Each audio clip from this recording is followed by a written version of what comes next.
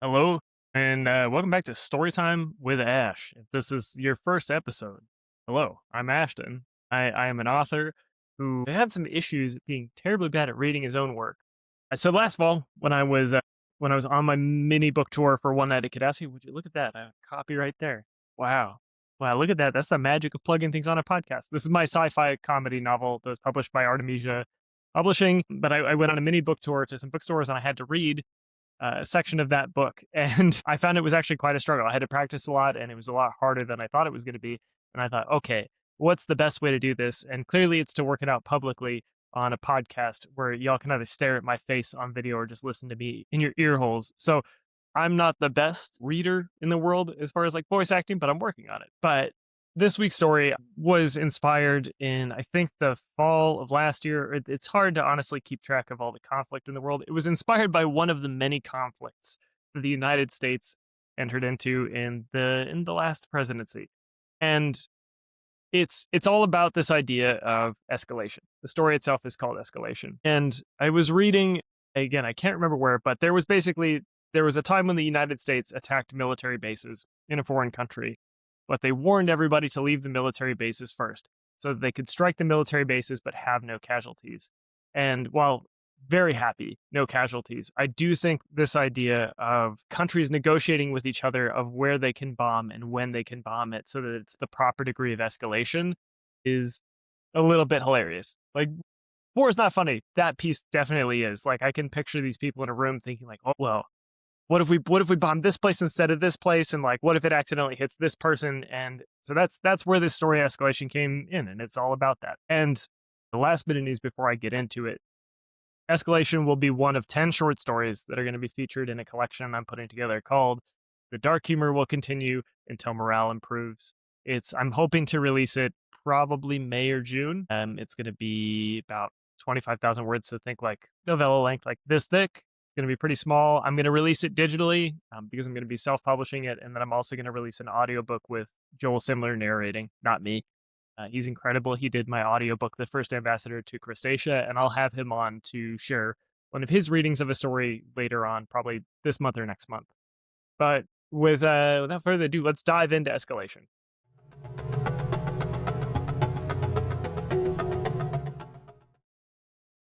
Sergeant Conrad was well versed in the art of warfare negotiation, but nothing could have prepared him for the big room. Deep in the bowels of a concrete-laden military facility, the big room was paneled in oak, headed by a set of 20 floor-to-ceiling screens, and funded by unsuspecting taxpayers. An impossibly long table made from a single piece of no doubt endangered wood ran down the center of the room. Plush chairs flanked the table, occupied by those the current administration deemed as high status. There were a mix of experts, dignitaries, and a few odd influencers upset that they couldn't have their phones. Conrad stared down the line of chairs. Each position was coveted, but as the seats got closer to the head of the table, so did the status that accompanied them. Conrad walked forward, passing each chair with great pride. He took his place at the chair second from the front. The first chair was always left empty as a sign that everybody had room to improve. He ignored the rows of eyes staring back at him, some concerned, some purposefully unconcerned, and instead turned to the one gaze that mattered more than the rest, Madame Herrera. The Madam, as she was often called, wore a clean-pressed gray suit emblazoned with her many military medals. She was fond of reminding everyone that they came from 7 wars on 6 continents. The double dipping was once for oil, and once because someone said the wrong thing at a state-sponsored dinner party. The reasoning behind war never really mattered, so long as the public considered it justified. That was where the big room came in. "Conrad, thank you for joining us," said the Madam. "We have a situation in the Eastern Territories." Conrad raised an eyebrow, but not so much as to appear over-emotional. One did not get to second chair by being quick to react. "Which side?" "Both sides." A skinny man at the far end of the table coughed in alarm. Conrad hid his disgust at the sudden outburst and let out a thoughtful, "Indeed," said Herrera. "Both sides have entered the conflict." "Both sides," she agreed. "With true force?" "Show him," said Herrera. A gangly woman at the far end of the table tapped furiously at a tablet screen as if the technology embedded in the glass surface was the enemy. As she did so, images popped up on the larger screens at the end of the table. The first showed a missile strike in the center of a crowded shopping area. The next, a series of unmarked cars pulling up to an embassy, followed by a volley of gunfire. From the satellite image, it was difficult to tell the extent of the damage, but it certainly looked dramatic. Conrad took in the information. A missile strike against a civilian target was bad, but under the right circumstances, it could be justified. The same could be said of an attack on an embassy. What mattered more was the statement from each country on why the acts were committed, not the outcome. The missile strike was first? Yes, said Herrera. Who claimed responsibility? Madame Herrera gestured toward a young man 4 chairs down with a series of smartphones in front of him. Conrad recognized him as Asher Pollock, the head of the state's social media monitoring initiative. If someone gossiped about something online, Asher was there to code it, catalog it, and share it from state-run accounts, assuming the goals of the poster aligned with those of the government. The Supreme Leader stated that there was a terrorist among the civilians. They used an M24 missile meant to reduce civilian casualties while ensuring the target did not escape. Conrad squeezed his hands together. The Supreme Leader stated that there was a terrorist among the civilians. They used an M24 missile meant to reduce civilian casualties while ensuring the target did not escape. Conrad squeezed his hands together. M24 missiles were quite large, but not as deadly as the M25 missiles, which were meant for maximum spread and loss of life. Thankfully, no one had seen fit to use the M26s, which were sure to cause another world war. M27s didn't exist, but if they did, they would likely make the public's opinion a quaint worry. Conrad exhaled, clearing his head. Was the target neutralized? Some might have said killed, but neutralized was far more professional. State media says yes, but it's impossible to tell. For obvious reasons, no one has gone in to recover a body. And the opposition? Asked Conrad. Are claiming this is unprovoked in the start of a conflict that will run for generations. Generational war. Conrad had lived through a few of them. Ghastly for those involved, wonderful for unfettered military spending and undeserved promotions. And I'm assuming their attack on the embassy is retaliation? Correct. They wanted to send a message specifically to the heads of state without harming civilians. Measured. Reasonable. Conrad didn't see the problem, but knew better than to ask. There was no official rules for tit for tat, but unofficially, the attack followed every single one of them. So, what was the problem? Who was killed in the embassy attack? Several of our visiting diplomats, answered Herrera. I see, said Conrad. So, they were in the big room to determine their own level of escalation. You want me to draft our response? That is correct. How many of ours were killed? 2 killed, 1 wounded. Men? Women? 1 man, 1 woman. The wounded was a man as well. 1 man, 1 woman. The wounded was a man as well. That made things interesting. If it had been all men, the public would have swallowed a smaller response, but a dead woman was something else entirely. Yes, there was a woman heading the country, but to the viewers at home, a woman was a mother, was a daughter, was to be protected with deadly force. It wasn't logical, but it was politics, and Conrad excelled at politics. Am I correct to assume our diplomats were accidental casualties? Yes, replied Asher. The head of state has already sent us a personal apology and publicly stated that any deaths are deeply regretted. Right. Retaliation was necessary, but only up to a point. Accidental deaths required answering, but too much and the conflict would escalate even further. Given the proximity to an election year, it would be better to remain measured. Can someone pull up a list of military targets in the area for both sides, please? There was a murmur of both sides that ran down the length of the table. Madame Herrera folded her arms, a sign that the rest of the table should remain silent. The murmur died instantly, as if by firing squad. As always, Conrad was in awe of the power the madam wielded. The screens populated with several satellite images of military bases across both regions. Talk me through your thinking, said Madame Herrera, not chastising, simply interested. It was clear the line was thin. The accidental deaths must be answered for. I think we can all agree on that. Yes, of course, said the table writ large. But the act of aggression that led to the deaths must also be answered for. Several heads nodded, but one lanky man in a sweat-through collar leaned forward. Would that put us in conflict with both sides? Conrad smiled. The man's voice cracked.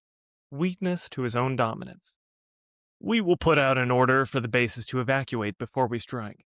That way, we send a message.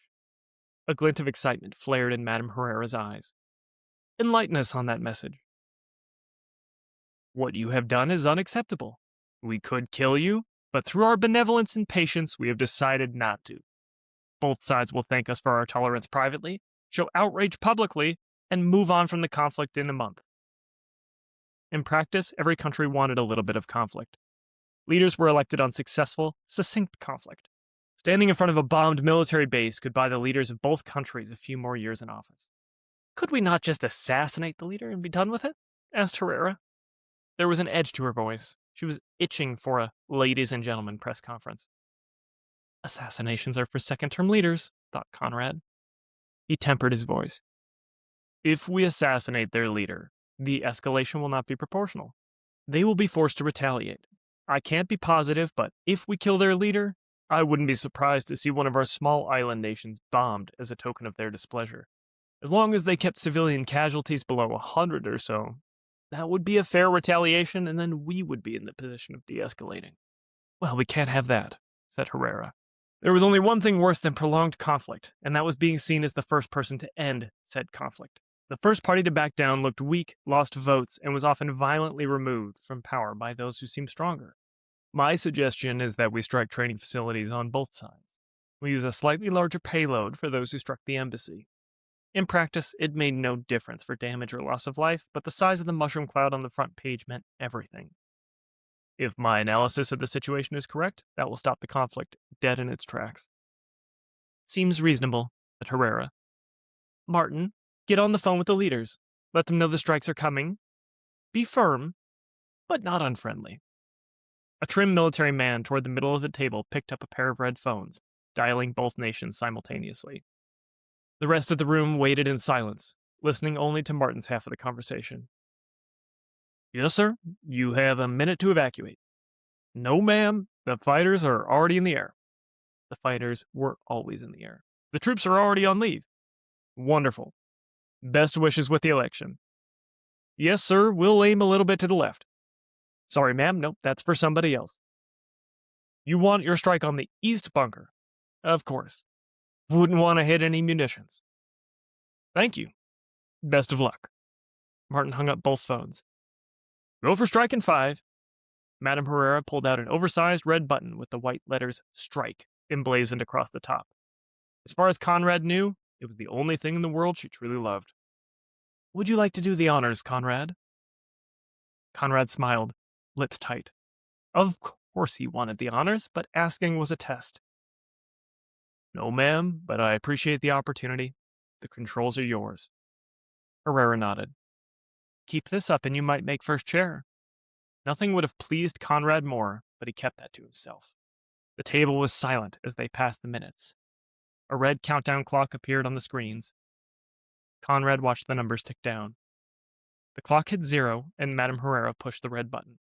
All at once, the screens lit up in flashes of white as high-altitude missiles struck their targets. There was a brief silence as the debris settled, and then the table erupted in applause. Madame Herrera stood, a small bow, and then said, All right, who wants lunch?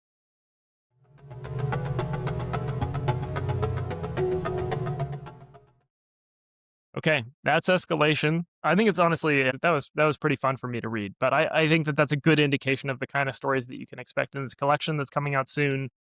They've all got a bit of a humorous bent to them. They are all pretty dark, as the title implies, but I do think there is sort of an undercurrent of like if we take the piss out of these people enough, maybe their power will slowly die. And that's the hope that keeps me going every day, is that the more and more we undercut sorry, this is going to get more political for a second. The more and more we undercut these jackasses in power, the less power that they're going to have overall. And I really do believe that the moral arc of the universe does bend towards good. It just takes fucking time and it takes hard work. And this year has been a shit show, and last year was a shit show, and it's probably going to continue to be a shit show for a little bit. But I think finding ways to laugh about things even when they're terrible is it's a decent coping strategy. At least that's what my former therapist tells me. So, trust him. Before I go, if you enjoy this short podcast, please share it around, give it a like, subscribe, and leave a comment or something. I think that all helps the algorithm. You guys are in control of the algorithm. Look at me. Look at me. You are the algorithm now. So you go out there, you like it, you share it, and that's going to help a lot. If you haven't listened to or read my other books, I would love it if you did that too. There is an audiobook narrated by Stuart Bentley. He's an amazing Canadian actor. He narrated the audiobook for my novella, A Man of the Mountain.